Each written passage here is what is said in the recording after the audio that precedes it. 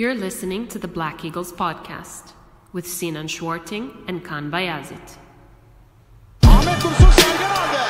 Sergen Bülent yan yana. Sergen Bülent. Sergen. Yanında Tümer var. Tümer'e doğru aksın kaybetti. Tümer topu aldı. Sergen aldı. Gol! Gol! Gol! Sergen attı. Sergen attı. Şampiyonluk geldi. Sergen attı. Şampiyonluk geldi. İbrahim'in pası.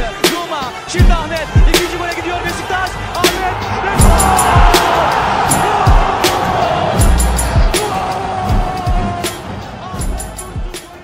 Hello ladies and gentlemen, Black Eagles fans and rival fans coming to feed on our salty tears. I'm Kaan Bayazit, bringing you the Black Eagles podcast, and I'm joined once again by Kartal. Kartal, thank you for joining me on the show. Yeah, it's an absolute pleasure to be on the show again. Sadly, we don't have a lot of happy things to talk about today. We don't, but we're on the forefront or the morning of the Slovan Bratislava match, so let's keep our fingers crossed that we have a little bit more positive vibes next week when we come back to you with next week's episode. We do apologize for the delay for this episode. It took a while. School's back in full throttle, so Kartal's going back to college university. Everyone's going back to college university. Sinan is really busy with some projects. I've been really busy, so sometimes it's just a little bit tough to get stuff organized, but we're here recording on the morning of Thursday, the 19th, I think it is. Yeah, the 19th of September. 19th. So yeah, tonight we're playing Slovan Bratislava at 2100 Central European time. But let's speak a little bit about the nightmare that was Gazişehir last week. Beşiktaş have completely missed their start. 4 points after 4 games. Beşiktaş lose in Gaziantep 3-2.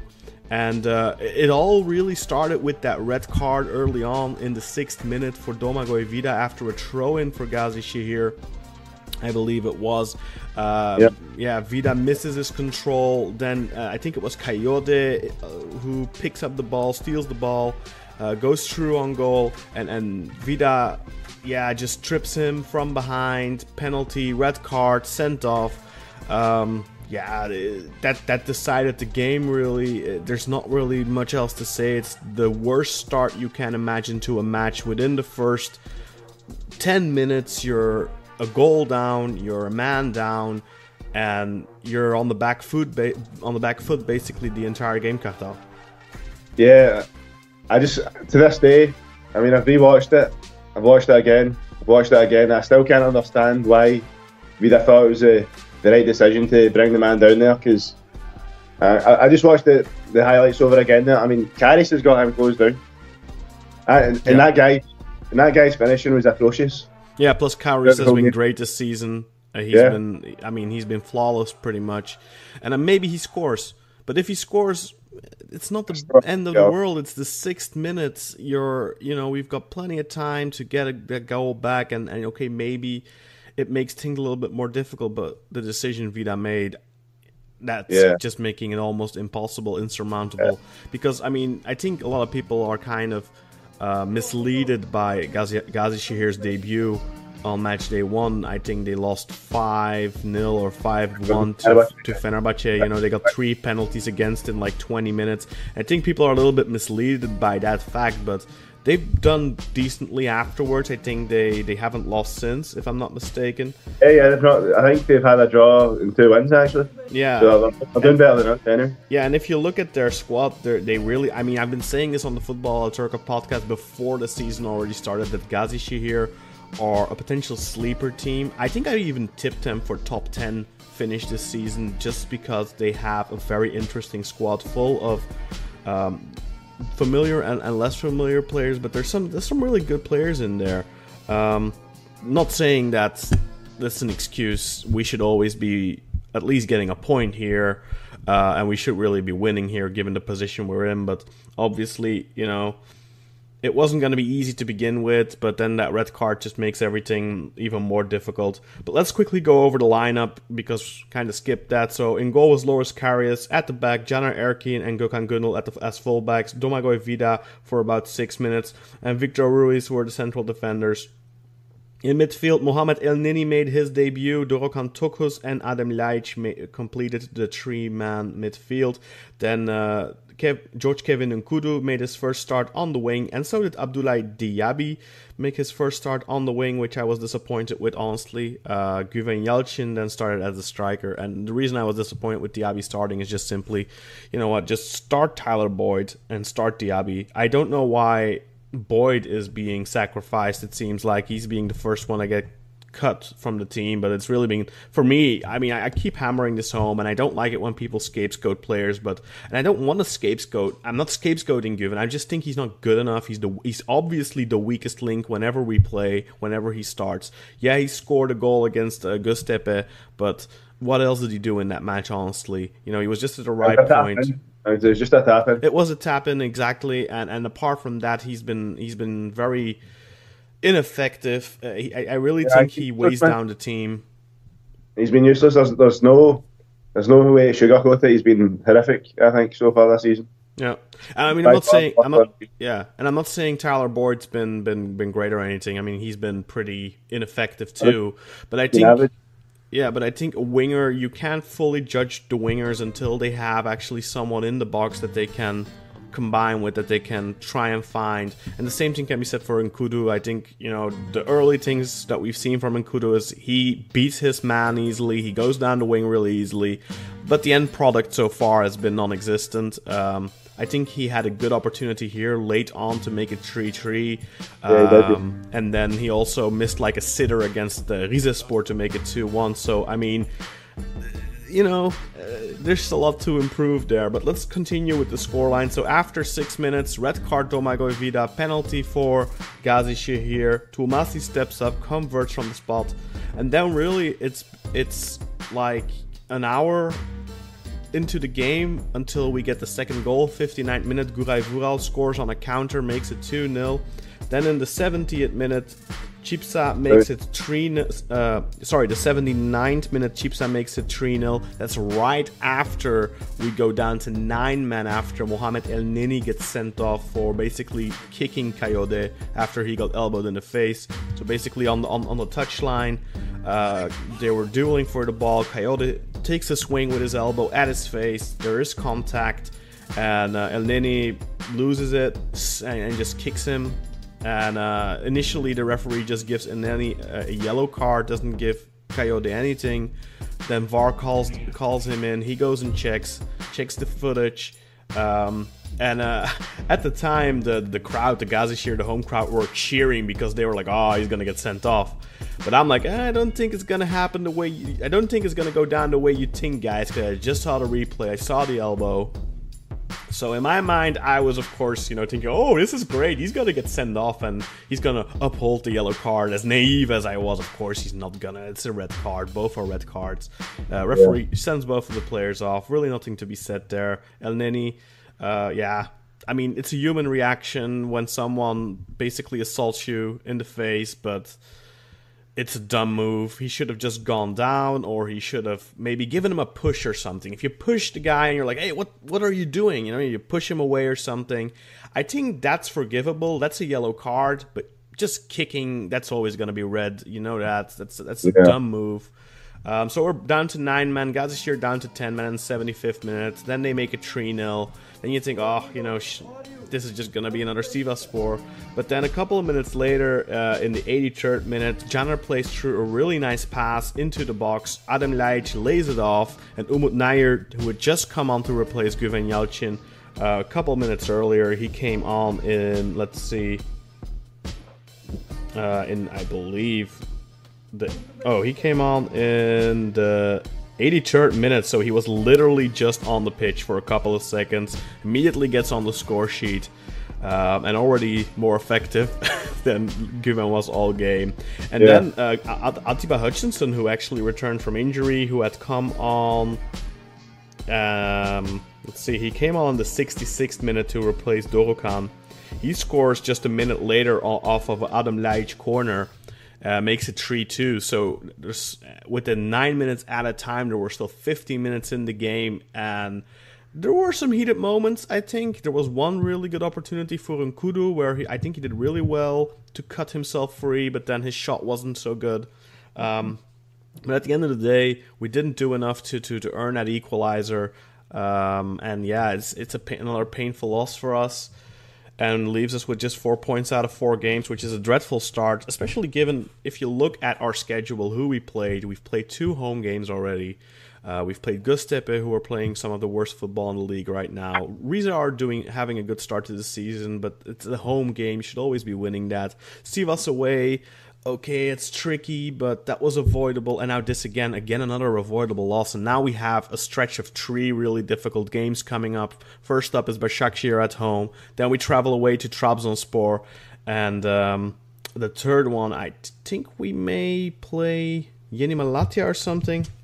Correct me if I'm wrong. I am wrong, actually. I'm pretty sure I'm wrong on that. But let me just quickly see. So, not counting the European games, we are playing Alanyaspor, of course. Yeah, the league leaders with 12 out of 12 points.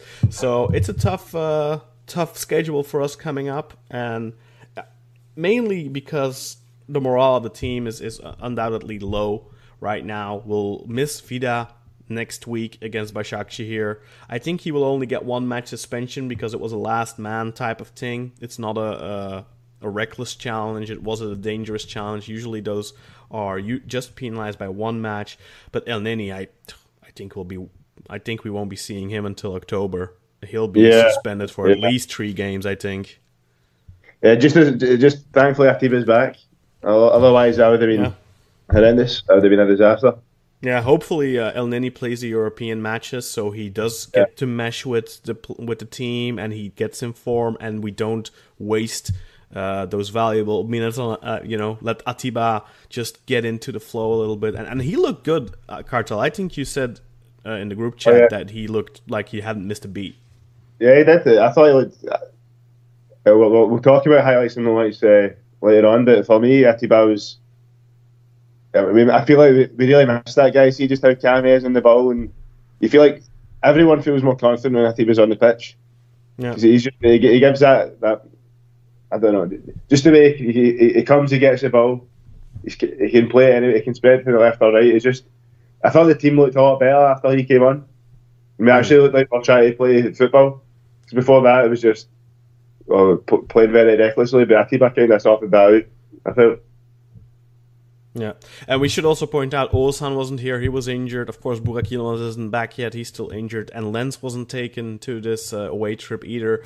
So our midfield was Adem Ljajic, Dorukhan, El Neni, as I said, but really in effect, El Neni went to play centre back as soon as Vida got sent off. So we never really got to see El Neni in midfield properly.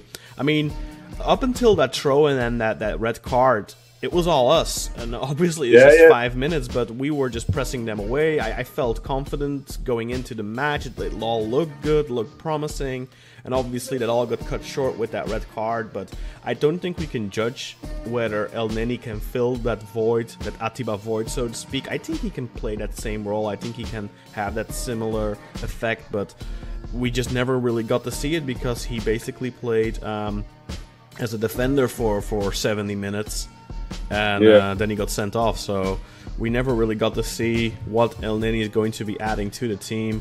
And then, of course, Atiba coming in to replace Dorukhan, he immediately was posted in midfield, so we got to see that, but we didn't get to see El Neni there. So it's very unfortunate. I was looking forward to that. I think El Neni would have had a good impact, and it's a shame. Worth pointing out that Domagoj Vida did apologize on Instagram for his mistake and took responsibility. I mean, I don't blame Vida. Obviously, you do blame him for making a dumb mistake, but there's like some of our fans are like, it's always doom and gloom with those guys. It's one moment Vida when he scores against Riza, he's like, oh, Capitan Adam, oh, you're a man, the man, the big dog, whatever you want to call it. And then next moment he's like, oh my god, and they're like calling him all the swear words you can find in a Urban Dictionary.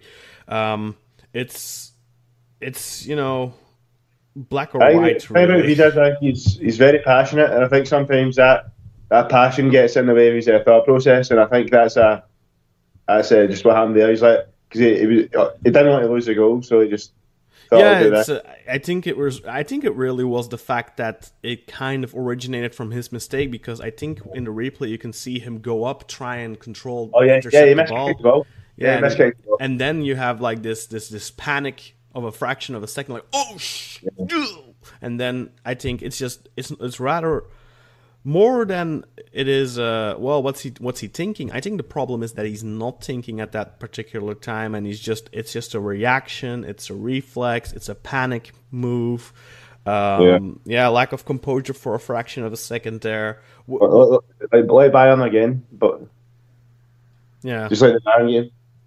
Yeah, it's a very unfortunate thing, but these types of things happen in football. Whether you make 50,000 euros a year, or you make 300,000 or 3 million like Vida does, at the end of the day, they're still just human beings and people, and they're gonna make mistakes, and this is a big mistake. But I think this is more acceptable than him, I don't know, taking a stupid red card like Quaresma, because people were comparing this to Quaresma, but I don't understand how you can compare this to a guy losing the ball, a trick didn't work, so he decides to kick his opponent out of frustration. This wasn't a kick out of frustration. This wasn't the guy losing it.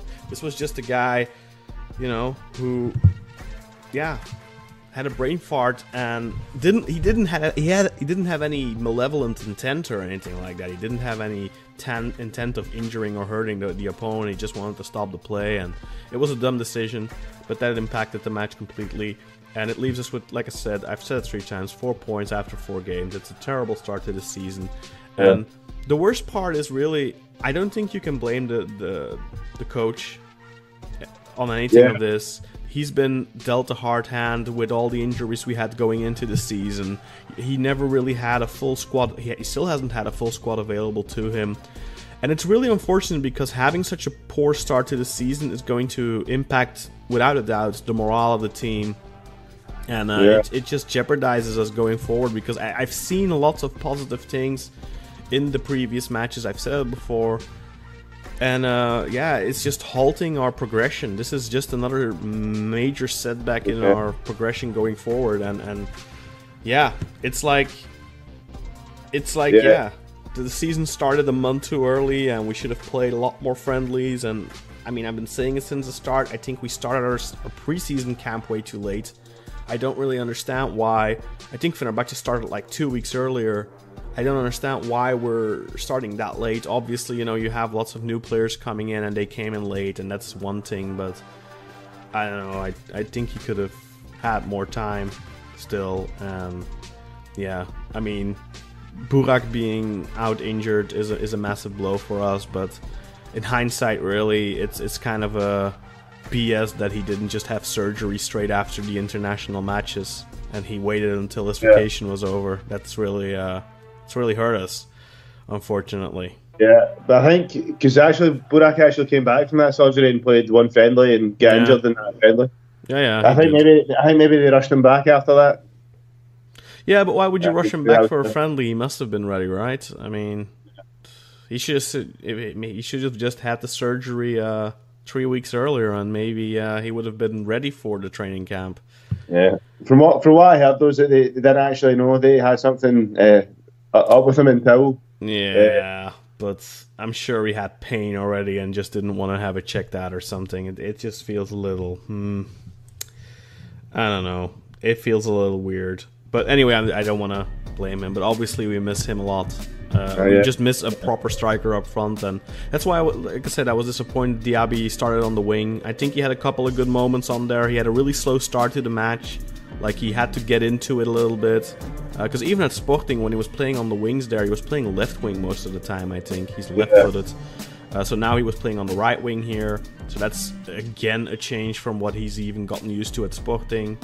Yeah, another thing about Diaby we need to take into consideration here is that the guy was on a drip like 2 days before the game. I think he was ill during the week, and he was on a drip, so maybe he still wasn't 100%. Yeah, he had like a fever or something, so he definitely wasn't 100%. But I think after like the first, I don't know, 20 or so, or 25 minutes, he had that really good action on the wing where he basically... Yeah, he nutmegged one of the defenders and then put in a good cross for Janer. And then he had another good moment or two on the wing where he beat his man really well and then put in well, the cross was maybe not that great, but he had some good actions on the wings and some promising stuff. He's obviously quick. He can beat his man. So I get why people put him on the wing, but really I want to see him as a striker, especially as long as Burak isn't fit. I just want to see that guy start up top, not on the wings, and just give Tyler Boyd confidence, give him the opportunity, and maybe give him the opportunity to play with another striker rather than Guven. For me, the chapter Guven as a starter should be over now. It's I don't. Yeah, I would have started. I think. Well, you're sitting earlier on that you wouldn't put this on Abdullah, but I think he did make one big mistake in this game, and that was starting Guven Yalcin up top. Yeah. For me personally, I would have went for almost 9. Mm-hmm. But I think we said that a couple of weeks ago already that we would have been starting after like this. I don't know, the second game or something, or even the friendlies. We were already saying, hey, Umut should start. You know, against Panathinaikos, he had a really good in the friendly against Panathinaikos. He had a good performance too, and I just think against Umranias, well. Yeah, and he's just showed more, you know, in those friendlies and all. And I get that I get Guven Yalcin is a project for the future and that they have high hopes for him and everything and that they don't want to destroy his confidence. But at the end of the day, sorry, but the team prevails, especially in difficult times like this. You know, last season Ersun Yanal got criticized heavily for never playing Ferdi Kadiolu at Fenerbahce, for example. But I do understand the reasoning to an extent of, look, things aren't going really well right now, and then to throw in a young player that could completely destroy their confidence and stuff like that. I think the problem is that with Guven's decent breakout season last season, I guess you could say, he's just come into this as the second striker expecting to start, and that's a weird position to put a player in that really isn't ready. I'm not saying Umut Nair is ready, but... Umut Nair is 25, 26. It should be ready. He's at the prime of his career. Guven still gets scope for improvement. And I think in the way we play with one striker up top. I don't think that suits Guven Yalcin because he doesn't have the strength or the to kind of hold up that ball. I feel as if you're going to play one up front, I think you need someone who can at least be useful in the link-up play and can hold up the ball. I think Umut Nair offers that, and so far we've not seen that from Guven Yalcin. He's terrible in the passing game. He can't hold the ball up at all. He just tries to beat his man. And even so far this season, we saw glimpses of it last year where he was able to beat his man, but so far this year we've not even seen that ability to even take on a man and beat him. He's just been a wet noodle up there.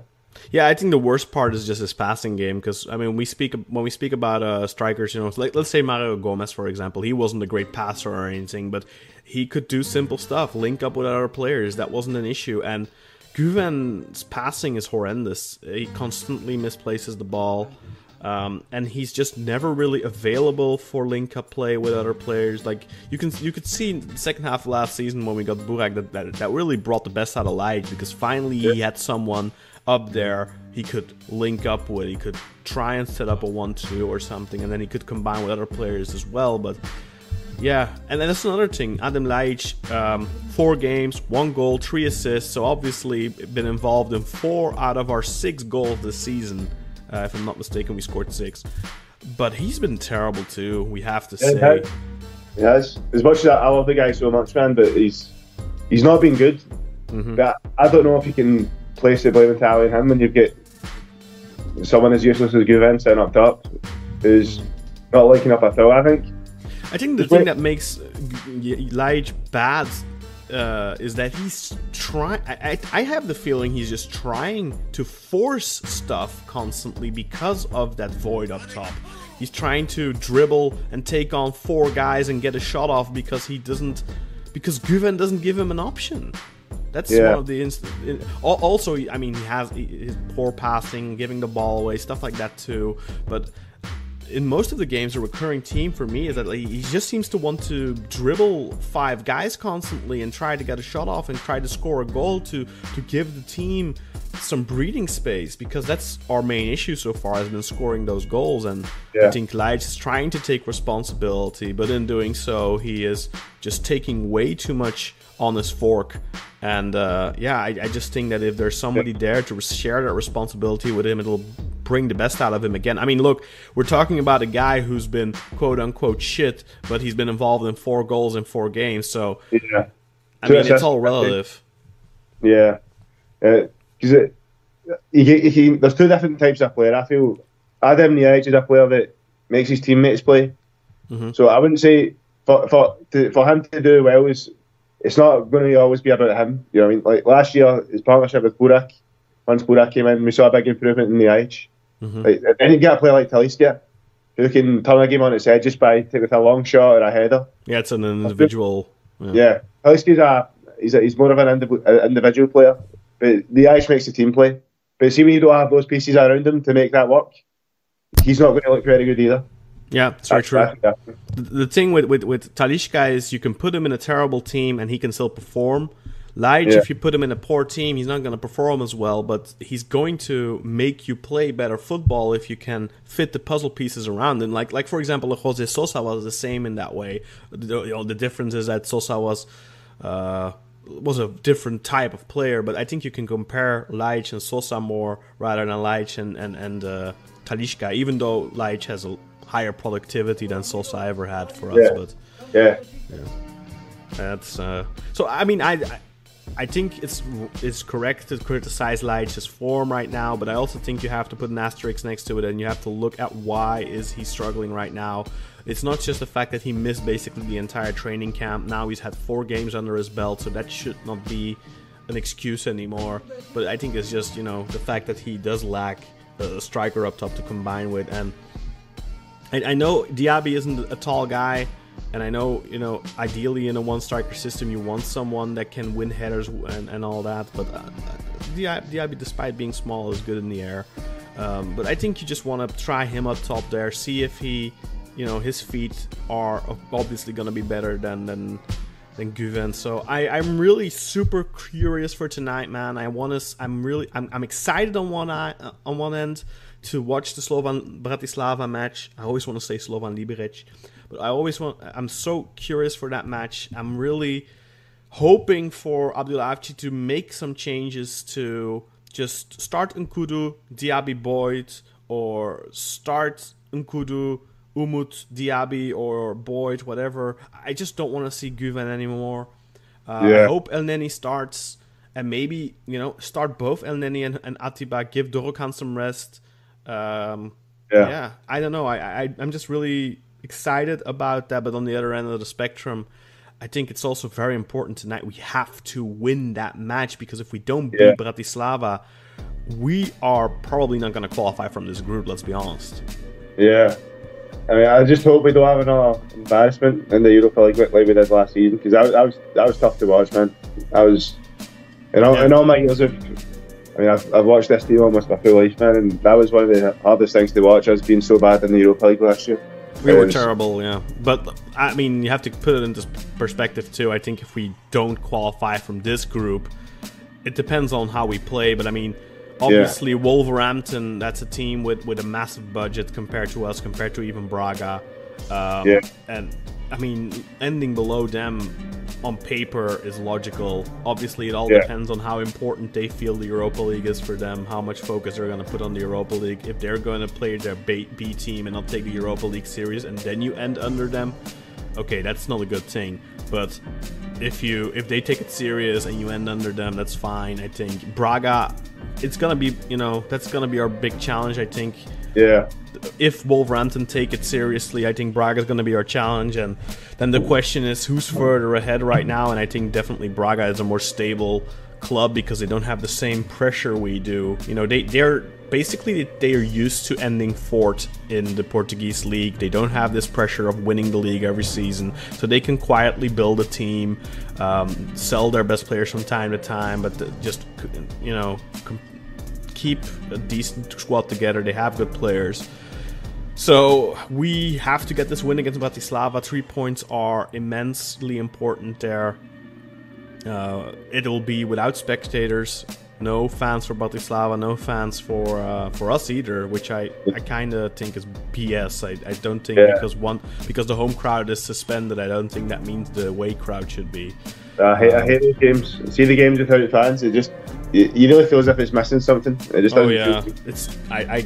that's another thing, you know. I'm excited to see the lineup.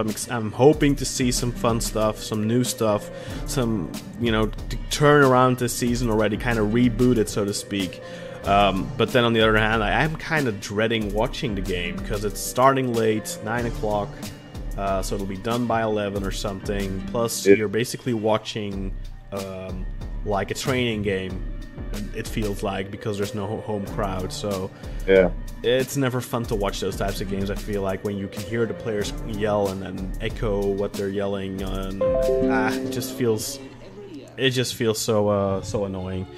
So you know, we already transitioned from the Gazişehir match into tonight's Slovan Bratislava match. Anything you want to add on either game? I'm just, as you said, I feel as if today's a must-win game. I feel like if we want to progress from this group, I think we need to beat Bratislava home and away, and then hopefully get some points from the home games against Wolves and Braga. And I think the games we'll get scope to drop points are the away games, especially against Wolves and Braga as well. And maybe worst case scenario, we draw Wolves at home. If we do that, I feel as if we'll get this group all right. But it's going to be tough. I mean, last year when the draw happened, well, I know you knew how good Genk were going to be, Kaan, but for the rest of us, we were like, oh, this is going to be easy. And then it was I thought how bad, really bad, and then it was a big shock for all of us. So, yeah, but I think it was a combination of them being really good and we being absolutely poor. That was the worst Beşiktaş I've seen in many years. That was a worse Beşiktaş than this Beşiktaş, because I think the Beşiktaş from last season was just like a burned out candle, and this Beşiktaş is a new candle that's like there's wind disturbing it and blowing it out constantly, but it's a new fresh candle that's going to be able to burn brightly as soon as we manage to get it out of the wind. I think we've just had some very unfortunate setbacks right now, and that wasn't the case last season. I didn't feel like last season we had setbacks. We were just shit last season, and I don't have that feeling right now. I'm seeing positive things. It's just the puzzle pieces need to fall together still, and we just need to get off on a winning streak and get some confidence under our belt, and I think we'll be fine if we get there. So, I mean, I don't have the feeling right now that I had last season where this story is an end, this book is over, but they keep on writing final chapters that absolutely have no interest to anyone. And this is a new book, a new exciting book that has maybe a little bit of a slow start, you know? Yeah, I do agree with you fully there. I mean, going back to the Gazişehir game, I feel as if this isn't a game where you can judge Abdullah. I mean, a lot of Beşiktaş fans, I think it's a characteristic in Turks anyway, because my dad's terrible for this. After a few bad results, he's writing off Avcı, he's writing off the full team. I just feel as if, like, there's not much you can do when your centre-back sent off 6 minutes in and gives away a penalty and you're one goal down. And I felt, up until the Gazişehir game, every game I was seeing improvements. Despite his 1-3 against Gustav and then drawn against Riza, I felt as if we played our best game against Riza as well. Yeah, first 45 minutes were... Yeah. I loved the first 45 minutes against Riza Sport. It's the best football I've seen us play in a while. But, yeah, I mean... It is true. Plus, I mean, sometimes you can go down a man and still win a game. Even if they get a penalty and score, it can happen. It's super rare. It happens plenty that you go down a man and still win a game as long as they don't, get a penalty and score or whatever. Yeah. But with this scenario that we had, to then still win an away game against a team that, I mean, look at their team. They are a perfect counter side with lots of quick guys up top. Yeah. And that's also how they scored. Let's not forget, they didn't score because they were basically choking us out and just having their way with us. No, they scored on the break because we were pushing for an equalizer, because there were still spells in this match where we were dominating with 10 players and even with 9 players, So, I mean, obviously in those types of games, you're gonna leave a lot of space. They have the man advantage. You're trying to push for a goal, and you're trying to retain possession and pressure them. And obviously that's going to leave gaps at the back, and you're gonna be able to, there's gonna be dangerous counters, and they have players with pace that make good runs, and they're gonna make things difficult for us. That's bound to happen. So in a game like this, the most ideal scenario would have been that we obviously equalized before they scored the second goal. But yeah, it's kind of a shame. At the end of the day, I mean, you can't really say that Gazişehir didn't deserve to win, despite the fact that Nkudu had a good opportunity to make it 3-3. I feel they deserved that. I feel even half, they could have been 3-4 up at half time without a chance to give them. Second half, they hit the bar like 2 or 3 times in the first half. Second half, we were all better. The first half, after that initial shock of going down to 10 men and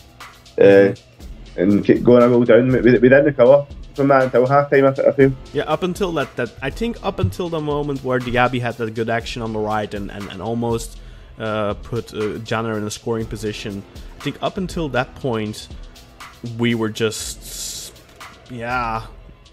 shocked, but until that point, but after that we grew into the game a little bit more. But then, even in the second half, we were trying to push for that goal, but then they hit us on the break. But we didn't quit. Even after the 2-0, we kept going. And then the 3-0. The 3-0 I thought was going to be a knockout blow. But then we scored really quickly after that, like a couple minutes after that. So that gave us hope. And then obviously we scored again like a couple seconds later, like 60 seconds later on the corner. So that kind of turned the match on its head, where Gazişehir now, they were just trying to hold on, they weren't interested in countering anymore. They were just looking to survive, which is understandable. So, we still got some pressure in, but at the end of the day, couldn't do enough to get that equalizer. But imagine if we would have gotten that equalizer, it would have felt like a win. Definitely. I think that still the fact that we did get those 2 goals and that we still did create a chance at the end and almost maybe still got a point, I still think that it's not going to have the same deflating impact on the team as a 3-0 loss would have, I think. Yeah. But we've got Başakşehir coming up next. Obviously they've had a poor start to their season too. I think they're on 5 points, so they have 1 point more than we do, I believe. Yeah. But they had a poor start to the season as well. Just hoping Burak Yilmaz is fit and ready to go for Monday. Yeah, I don't think he will be. I think we'll have to wait at least until Trabzonspor, and I'm kind of thinking maybe Alanya at home. He hasn't changed the team for the last week though, so that's a positive. Yeah, but we don't want to rush him back either, do we? I mean, we don't. Yeah. I think it's better to still miss him for 2 more games and then have him for the rest of the season, then now rush him back a little bit, have him hurt himself again, and then be out of it, lose him again for two months or whatever it's been. So, I mean, it's been 2 months, so yeah. If he's ready to go, man, definitely we have to use him. If he is ready to go, definitely use him, because I mean, he's our most important player. Yeah, him and Laic in offense are definitely the most important players. Plus, we need him just to see what the other guys can offer. What can Tyler Boyd do when Burak is around? What can Nkudu do when Burak is around? What can Diaby do when Burak is around? It's important for the entire team to get together, because right now it's not the smartest thing in the world, but we're kind of we've built around him the last 6 months of the previous season, and obviously now we haven't been able to, but he is still a very important component of that team that we need for it to properly function right now, because we don't have the luxury of being able to bring in a new guy in the summer for a lot of money. So yeah. Anything to add on the European fixture tonight? Expectations, hopes, dreams? Expectations, I'm hoping for a 3-1 win tonight. There you go. Well, fingers crossed. Quickly, maybe your high and low lights of the match, if you want to give them. Alright, so I think it's quite easy. I think Domingo's Vida is my low light for that brain fart he had in the 6th minute. Then for highlight, it's going to have for me, it's Atiba Hutchinson. You can see he came back. He'd been injured all summer. He comes back, first game back. I don't know. It just seemed we felt like a different team for me when he came on. At age 36, he's still one of our most important players, and I think that's just a testament to how great a professional he is and how disciplined he is. So, by this point, most other players would have fallen off, but I feel like he's not missed a beat. Yeah, as long as that's the same thing last season. You know, he missed a bunch of games in the beginning of the season due to injury. Then he came back and he didn't feel like he hadn't missed a beat initially. I think the first half of the season when he came back, he was still kind of getting into it. I think that injury he had kind of took a little bit out of him. But then in the second half of the season, he was great. He was the old Atiba. I think he had a great second half of the season, and he was. I mean, we all say, look, Burak, Laic were so important for our success in the second half of the season last year, but I think Atiba's return was also a very important point there. Very crucial goals as well in away games. There's a period of time where Atiba kept scoring. He scored 2 or 3 very important goals in away games. And he did it again this season. He did it. It's a shame it didn't get us anything. Yeah. My low lights, losing El Neni, because I think he's gonna be an important player going forward, and for us to now miss him for 3 or 4 league games, that's a big blow, I think, because he was someone we could have built the team around, and this is really a massive setback in the progression of the team. Highlights for me, it's gonna be a little bit of a weird one. Adem Laic. Not because he played a good game, but because of the fact that despite playing poorly, he still got 2 assists, and it just gives me hope that he's gonna have a good season once he gets out of this rut. Once Burak is back, I think Adem Laic is gonna be in for a great season. I think we're gonna be getting 20 goals, assists again from him this season. I think he got 9 goals, 14 assists last season. So, he was in the 20s. I think he's going to be in the 20s again this season with his goal assist total. Hopefully, we'll need it. Definitely. Anyway, sorry, go ahead. I just feel like Adem Laic and Burak Yilmaz it's like Batman and Robin. I feel like Burak's Batman, Laic is Robin. Just Even after Burak, I don't know if he paid that much attention, but in his post-game interviews last year, Adem Laic would always talk about Burak, how important it is to have such a great striker like him. Because he feels as if they just complement each other so well, and I feel like Laic has missed him. I feel of like course. You can just keep the 2 of them on the pitch together. I still think we're going to have a good year. Yeah, maybe not win the league, but second or third, I think it's going to happen. I don't like. I'm not liking what I'm saying from Galatasaray. Fenerbahce, I think maybe they could be the champs this year. Trabzonspor, I mean, it looked as if it was going to be a great season for them, but they've had quite a few injury woes. Yeah, I've been carrying for the first half of the season. Ekuban's picked up an injury for 6 weeks as well. So yeah. Trabzonspor, definitely they're looking like a good side this season, but they have had tremendous setbacks with those injuries. Even Nilsson Fernandez is injured now too for a couple of weeks, so then they have Yusuf Sari, who's out for I think 6 or so plus weeks, and like you said, Abdul Kadir, I mean, he's out for 5 to 6 months with a meniscus injury, but that's 5 to 6 months out. But is he gonna be fit this season? Maybe towards the end of the season, but I wouldn't. If I were Trabzonspor, I wouldn't put my hopes on him being an important part in this season anymore. Honestly, if you get an injury like that, it can take you out for a while, especially meniscus. It's annoying. It's an annoying injury. But I mean, Beşiktaş aren't really impressive so far, but that's going to be important next week at Vodafone Park. This weekend, actually on Monday. So that's not weekend anymore, but that's going to be a very important game for us. If we can win that one, then maybe we're off to a good start. But we just need a kickstart win right now.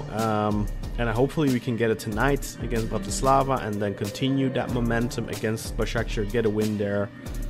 But yeah, it wouldn't be unlikely for us to draw against Başakşehir, to lose, God forbid. Yeah, I mean, a draw against Beşiktaş kind of looks like that's gonna be a logical score, maybe. I don't know, man. I want to say we're gonna have a good season, but I think we have all the right components to have a good season right now. It's just that we're having those injuries and the setbacks here, like against Gazişehir here. That was just it's such an uncalculated setback, really, because I think we would have won that match, honestly, if it wasn't for that red card. I really do think so, even with Güven up top. I think we would have as well. I think that's a completely different game if we keep 10 players on the 11 players on the park. Mm-hmm. It would have been a completely different game. I mean, just even going off the first 6 minutes, it was all us. So yeah, it's a real shame, really. But hopefully, we're able to kind of get ourselves back on track. If I win tonight, and then I win on Monday evening as well. Hopefully, knock on wood.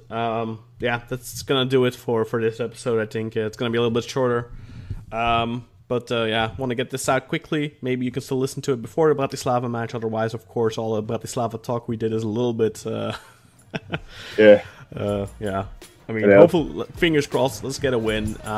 Kartal, thank you very much for joining me, and always a pleasure. Thank you all for listening.